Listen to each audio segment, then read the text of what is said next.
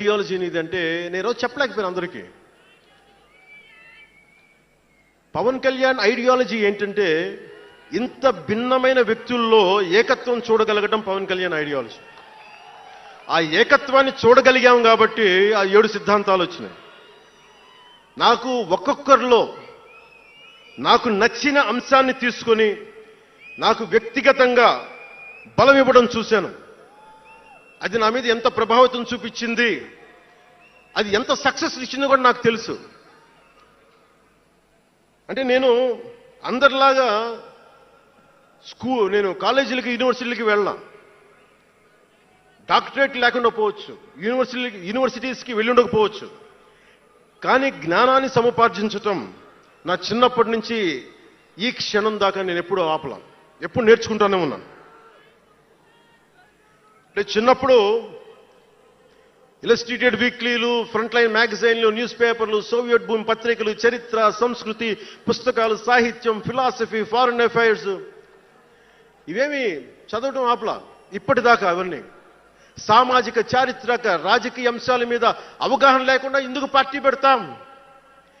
దేశ విభజన, కలోనియల్ చరిత్ర, తిరుగుబాట్లు, చిట్టాగాంగ్, విప్లవ వీరులు, తాకట్టులో భారతదేశం, ఆడమ్ స్మిత్లు, మాల్థూసియన్ థీరీలు చదవకుండా, అర్థం చేసుకోకుండా పార్టీ పెట్టేస్తామా?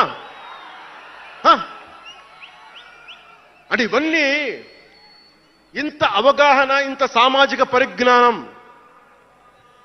సినిమాలు చేసుకునే వాడికి ఎలా ఉంటుంది అవగాహన అని? అదే కదా.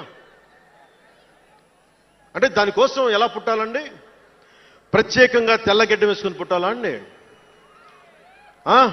ఆకాశంలోకి చూస్తా తెల్లగడ్డం వేసుకొని సామాన్యుడికి అర్థం కాని లిటరీ టర్మ్స్ తోటి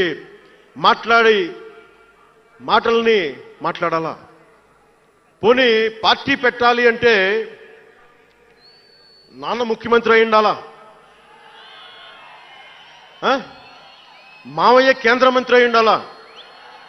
బాబాయిని చంపించుండాలా అని ఎక్కడ రాసిలేదు కదా. అంటే దశాబ్దం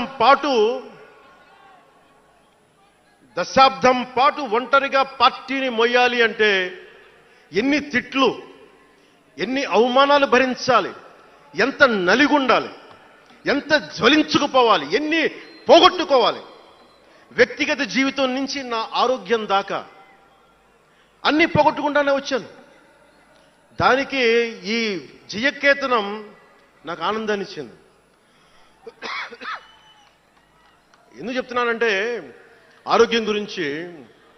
నేను మార్షల్ ఆర్ట్స్ చేసేటప్పుడు 3 గ్రనైట్ రాళ్లు గుండెల మీద పెట్టుకొని పగలగొట్టించుకునేవాడిని.